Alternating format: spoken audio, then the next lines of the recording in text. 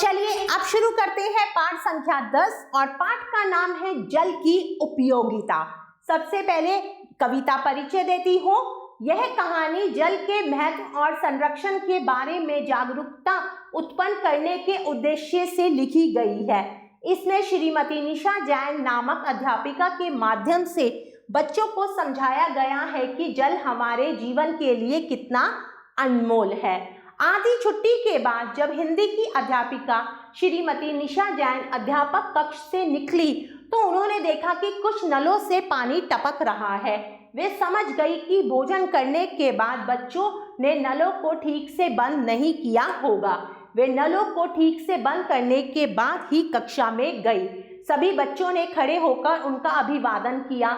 उन्होंने सभी को बैठने का संकेत करते हुए कहा, आज मैं तुमको जल के महत्व के बारे में पढ़ाऊंगी। गर्मी के दिनों में जब तुम्हें बहुत प्यास लगती है तब तुम क्या करते हो?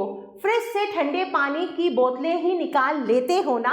सभी बच्चे जोर से बोले, हाँ मैडम, तब हम खूब पानी पीते हैं। अध्यापिका ने पूछा, क्यों?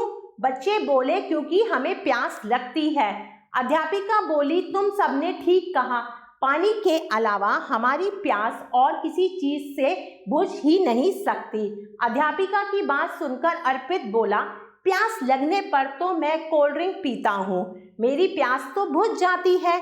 अध्यापिका बोली, लेकिन कोल्ड ड्रिंक पीने से प्यास अच्छी तरह नहीं बुझती। जब बहुत अधिक प्यास लगती है तब हम गटागट बहुत सारा पानी पी जाते हैं, तब कोल्ड ड्रिंक इतना थोड़ी ही पी सकते हैं। प्यास लगने पर तो पानी ही पीने में मजा आता है, कोल्ड ड्रिंक पीने में नहीं। अध्यापिका की बात सुनकर ज्यादातर बच्चों ने हामी भरी। अध्यापिका फिर बोली, जरा सोचो, प्यास लगने पर अगर तुम्हें पानी ना मिले तो क्या होगा? शुभम बोला, तब तो हम प्यासे मर जाएंगे। बात के बीच में ही नीरज बोला, पर पानी क्यों नहीं मिलेगा मैडम? अध्यापिका ने बताया, भारत की जनसंख्या लगातार बढ़ती जा रही है, जिसके कारण पानी की मांग भी बढ़ती जा रही है। हम नदियों, तालाबों और कुओं से पानी प्राप्त करते हैं, लेकिन उनमें कूड़ा कचरा डालकर उन्हें गंदा भी करते हैं। गंदे पानी का होना ना होना दोनों बराबर है। क्यों मैडम? अनिल ने पूछा। भला कोई गंदा पानी पीता है? रोहित बोला।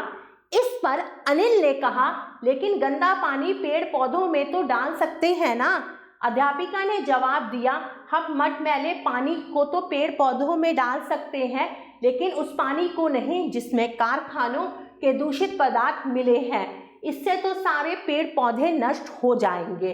अध्यापिका आगे बोली, गर्मी के दिनों में नदियों, तालाबों का जो जल सूख जाता है वह वर्षा के रूप में हमें फिर से मिल जाता है, परंतु हमारे देश में कभी ज्यादा वर्षा होती है तो कभी कम। सब जगह एक समान वर्षा नहीं होने के कारण कहीं सूखा पड़ जाता है तो कहीं बाढ़ आ जाती है।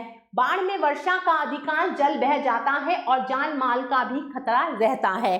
सूखा पड़ने पर लोग बूंद बूंद को तरस जाते हैं। नहाना धोना तो दूर, पीने के लिए भी पानी नहीं मिलता।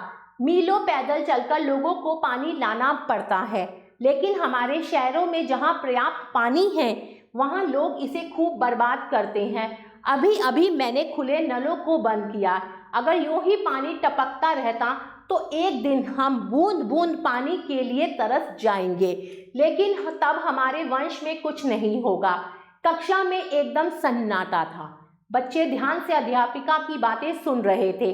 वे फिर बोली, जल, अब तो तुम समझ ही गए होंगे कि जल कितना मूल्यवान है। ऐसे मूल्यवान जल को नष्ट करने का अधिकार किसी को नहीं है।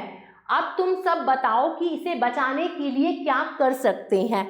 आकृति बोली, जरूरत पूरी हो जाने के बाद नल हमेशा बंद रखेंगे। इसके अलावा अध्यापिका ने पूछा, पानी का उतना ही प्रयोग करेंगे जितनी जरूरत हो? रुचि बोली, बहुत अच्छा, कुछ और बातों का ध्यान रखो। जब ब्रश करो तब नल को मत खोलो, जब कुल्ला करो तब भी नल खोलो, इससे बहुत पानी बचता है। नहाते समय शावर या फव्वारा खोलकर मत नहाओ। बाल्टी और मग का प्रयोग करो, इससे पानी कम खर्च होता है। फर्श को पानी से धोने की बजाय पोछा मारकर ही साफ कर लो, इससे बहुत पानी बचता है। फल सब्जी धोने के बाद पानी को पेड़ पौधों में डाल दो। इससे पानी बेकार नहीं होगा और पेड़ पौधों को भी लाभ पहुंचेगा। इसी प्रकार कपड़े धोते, बर्तन साफ करते और कार, स्कूटर आदि धोते समय अगर थोड़ी सी सावधानी बरती जाए तो बहुत सारा जल बचाया जा सकता है। अध्यापिका ने कहा। घंटी बजी तो अध्यापिका फिर बोली, आज से तुम सब पानी की बचत एवं उसका उचित उपयोग करना शुरू कर दो, क्योंकि जल ही जीवन है। सभी बच्चों ने सिर हिलाकर हामी भर दी और भविष्य में जल का सही ढंग से प्रयोग करने का वचन दिया। इस पाठ से हमें यह शिक्षा मिलती है, पानी का दुरुपयोग भविष्य में गंभीर जल संकट का कारण बन सकता है। अतः हमें जल को बचाने और इसका सही उपयोग करने की आदत डालनी चाहिए। चलिए आगे बढ़ते हैं। अब हम पढ़ेंगे शब्दार्थ। अभिवादन का अर्थ है नमस्कार, नष्ट करना, बर्बाद करना, सन्नाटा, चुप्पी, वचन देना, वायदा करना। गटागट, शीघ्रता से, अधिकांश, ज्यादातर, बहुमूल्य, मूल्यवान। आगे बढ़ते हैं। अब हम अभ्यास कार्य करेंगे। सबसे पहले करेंगे प्रश्न संख्या 2। गर्मी के दिनों में हमें बहुत डैश लगती है, प्यास लगती है। भारत की डैश लगातार बढ़ती जा रही है, जनसंख्या। तो यहां हम लिखेंगे जनसंख्या। डैश जल को नष्ट करने का अधिकार किसी को नहीं, बहुमूल्य, जल को नष्ट करने का अधिकार किसी को नहीं।